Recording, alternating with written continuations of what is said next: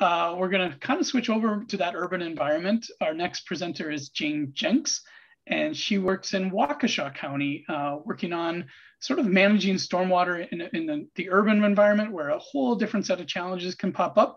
And this is one of her strategies for partnering with communities. I'm going to turn things over to Jayne.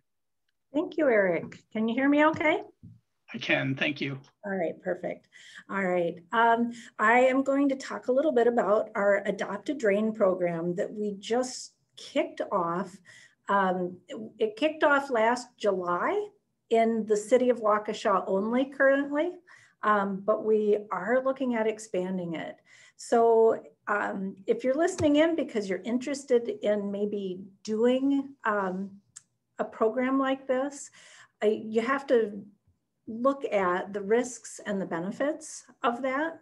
And so some of the risks might be the liability of sending people out in streets to clean up. The cost certainly is a factor to consider. How much time do I have available to set up the program? Will I get people to participate? And do I have the technology to do this? Those are all things that you got to figure out in this process. But the benefits are that you can get your storm drains marked. We use markers that say dump no waste, drains to river, that you are reducing pollution, that you do get public participation and education. So I've got a couple of polls going over there just to see if anybody that is listening is part of that MS4 community where these are important things for the reporting of that program. That's municipal separate storm sewer system. So bottom line, when we did this, we found out if you build it, they will come. So this is the one slide that I really cannot answer any questions about. I had to talk to our IT people, and they built it using a GeoCortex workflow. They customized it. They use that REST technology that lets us make a dashboard. And that dashboard is showing real time. So if somebody adopts a drain, it's going to update and show that we now have a new adopter and it updates in real time. So it's pretty cool when you look at it. It took them about 3 weeks to build all the tools and the workflows. And for about 2 weeks, we did a lot of troubleshooting with things. We tried to troubleshoot it before it went live, but there are always things that come up once you go live that we were discovering. And now at this point, as I mentioned, we are getting ready to add some additional communities. So March 22nd for World Water Day, we are going to add the city of Pewaukee. And in June for World Ocean Day, we are going to add the city of Oconomowoc. So adding additional cities kind of changes things that, the dashboard right now is just one city and the mapping shows just the one city. So we have to change things a little bit. So they're going to spend about another week adding some things to be able to do additional communities. This is what our dashboard looks like if you visit our website. So our website is www.waukeshacounty.gov/adopt-a-drain. And the day I took this, there were 103 adopters. And if you look now, it actually shows 101. So I just got a message from our IT guy the other day, and some people adopted multiple drains, and you have to fill out the form for every drain individually. And they didn't spell their name the same, or sometimes they capitalized it and sometimes they didn't. And so they were showing up as multiple people. So he fixed that. And so it now shows that we have 101 adopters, but more drains than this. So as I say, that will update, but we do ask people to come back to the website and report what they've adopted. So the last thing I wanted to do was make an Adopt a Drain program where people adopt a drain and then you never hear from them and you don't know if they're doing anything. So this is built so that we ask them to go out twice a month and clean up right in the area of the storm drain, and for an additional 6 feet or so on either side to get that area cleaned up.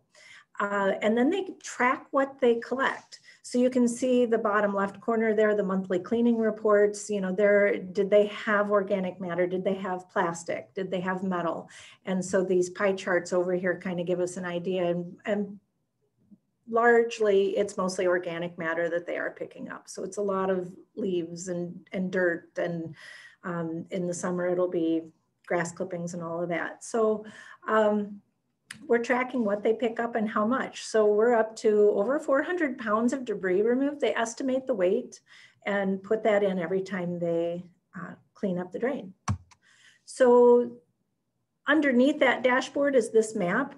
And so if you want to adopt a drain, you just click on the map to adopt your drain.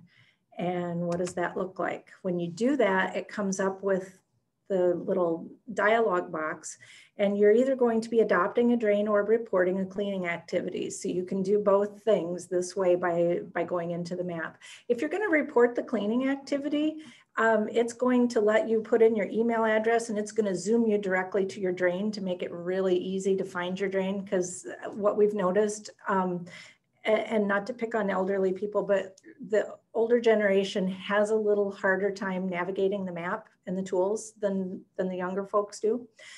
So we added that zoom feature in to make it easier for them. But if you're going to adopt a drain, you can click that and tell it okay. And the next thing it's going to do is tell you to zoom in on the map, find the drain that you want, and you're going to put a rectangle around it to identify that you want that drain.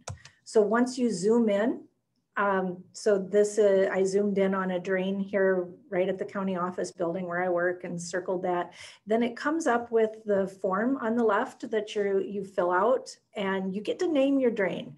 So the other thing we wanted to do is we really want to engage people with this. We don't want to, like I say, I don't want people to just never hear from us again. Yes, I adopted this drain. Okay, I do it a few months and then I get tired of it and drop out. We're trying to keep them engaged. So they get to name it.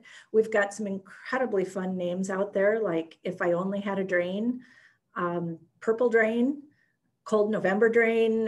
There's a lot of really awesome names. So then they put in their name and address. And down here, they have to accept the terms. So this is that basic liability piece.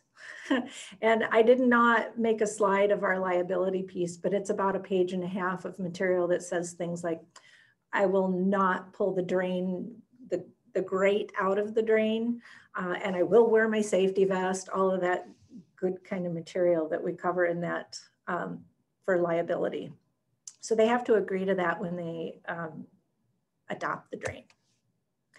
Once they complete that step, we mail them a packet of materials.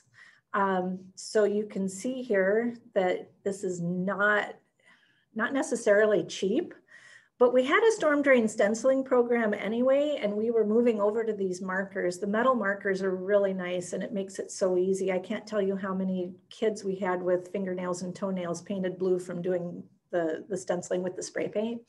Now they can just use the adhesive markers. We send them a safety vest to make sure that they use that safety vest. And then they get a welcome letter with a few more details, reminding them to go back and report their work, that sort of thing.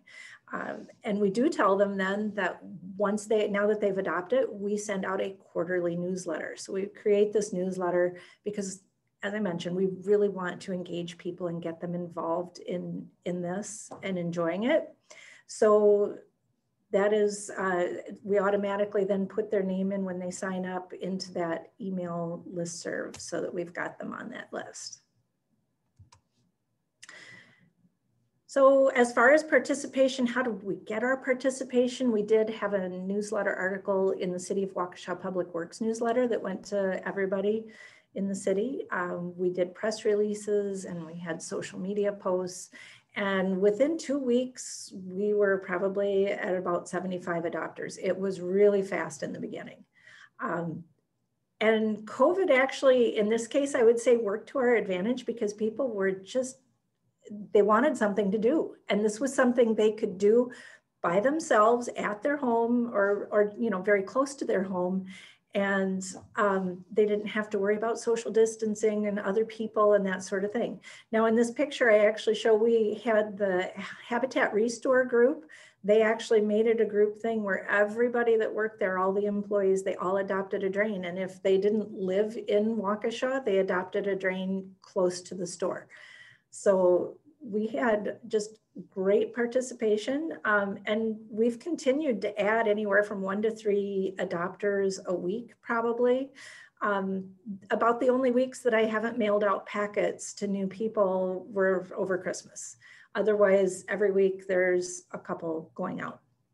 So, and then like I say, to keep them engaged, there's that quarterly newsletter that I send out to try to keep them interested.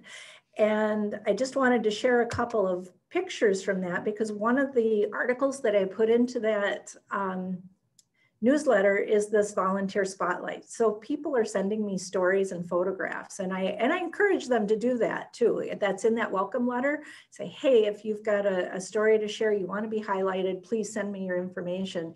And so I wanted to share a couple of these with you, because this has really made me feel good about my job when I read these. It's inspiring to read some of these. You know, so as you read it, she says, thank you for providing this program to the community. We can't wait to do our part. And that has been the overwhelming reaction from people. They are really excited about this. And you might be scratching your head going, really excited to go clean a storm drain? Okay, but they are. And here's one more photo that.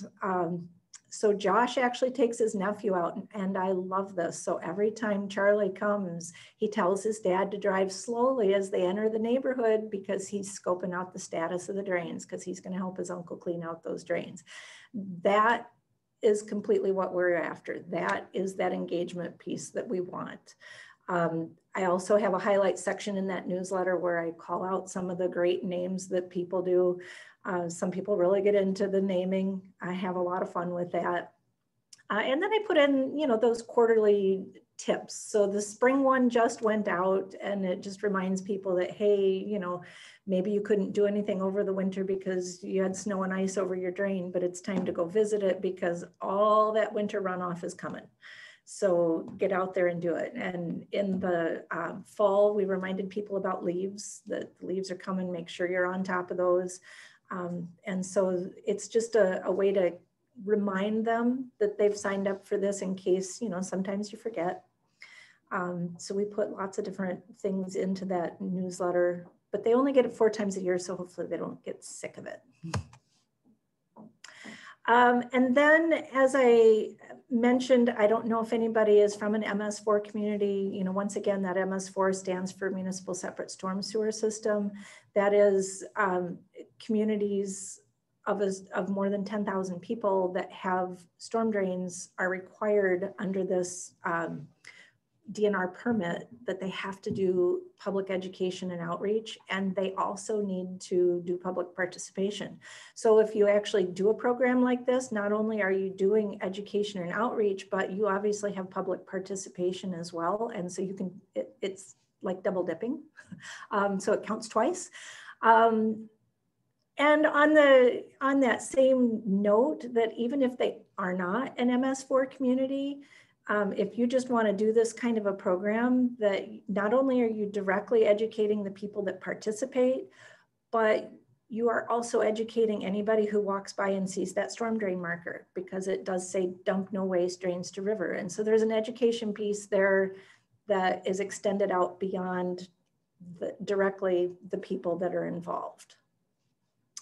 I do think that is my last slide. So at this point, if anybody has any questions for me, I will stop sharing and take questions.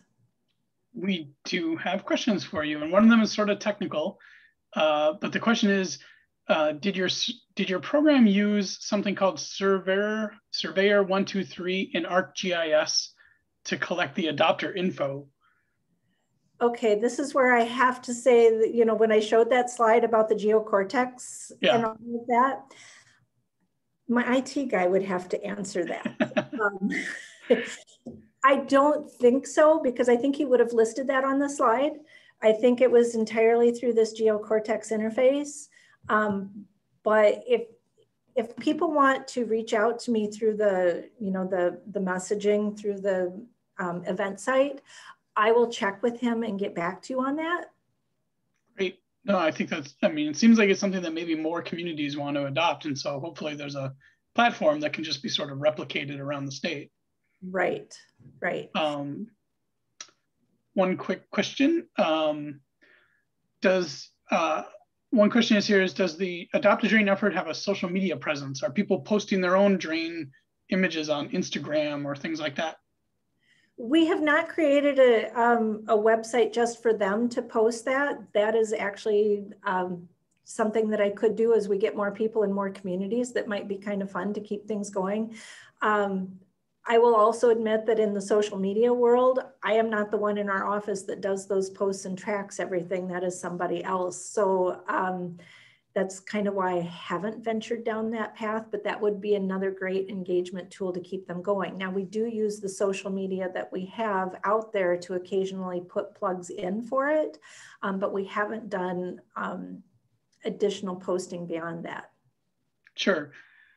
Okay, one question is about water quality. So obviously the intent here, right, is to improve the water quality of the outflows, you know, where the stormwater is ending up. The idea is to keep that system clean so that water quality is better. Do you have like before and after data, or how do you sort of assess this program or evaluate it in terms of the impact on water quality? Well, that I would go back to that dashboard there where we actually are tracking what they've removed in pounds. So we can say we've collected over 400 pounds of mostly organic matter, but some other additional items as well. So we're tracking it in that way.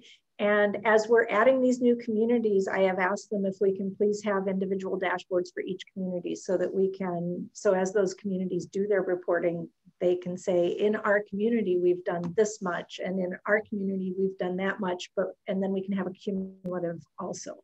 So we're tracking it through pounds removed. Sure. I guess I'm wondering though, like as part of the MS4 permit for a community with a stormwater system, do they have to occasionally go out and grab a water sample at an outflow point to say like, oh, okay, here's the quality of this outflow. It has this much salt and this much debris or phosphorus. And then you track that from year to year to year to see what's changing. Yeah, they don't actually have to pull samples from their outflows, because I know we are not doing that with our reporting. We have to track what we're doing, and there's a lot of modeling work in that reporting. And there's some specific to, you know, I can't think of the word, illicit, there we go, the illicit drains. There's some work with that, but you have to just report that you're checking on those. There aren't any actual samples. That's the problem in the water quality world, is that actual real samples. So that gets into a whole different ball of wax where I've got a community of stream monitors that are monitoring streams, not necessarily outfalls. So that's different, but we're looking at the streams as a whole. Because there's not enough monitoring out there. And so we have volunteers doing that. Getting a couple of questions about expense. So again, can you recap sort of how expensive was it to create this program? And then where did the funding come from? Yeah, thank you. Well, I showed you the costs. You know, it's a little bit over $6 per drain by the time you add in the mailing and all of that. The way we operate is that for the MS4 communities, we partner together. And so there is a fee for all the partner communities. And part of that fee gives me a budget to work with. And that's how I was able to do it. Otherwise, it's just staff time. You know, the IT person, it's not like that cost us anything other than staff time and my staff time. So our general, the actual outlays of cash, I can account for through what the partner communities are paying in to have things like this provided to them for their education and outreach. Okay, so there wasn't like an external grant or anything like that. It was pretty much in-house. It was pretty much in-house. I do think it's something that could be grant funded. Certainly, you know, as I have done it now, it's like, yeah, we probably could find some grants to fund it. Okay. Well, thank you, Jayne, for sharing this. This is a really cool program. I hope people can come up with even more creative drain names and we can share this. I really would love it. I would love to see Stevens Point and other communities doing something similar. And I've seen people posting without this program pictures of their drains and the fact that they're out there cleaning them. So we know people want to do this. I really appreciate it. Yeah, thank you very much.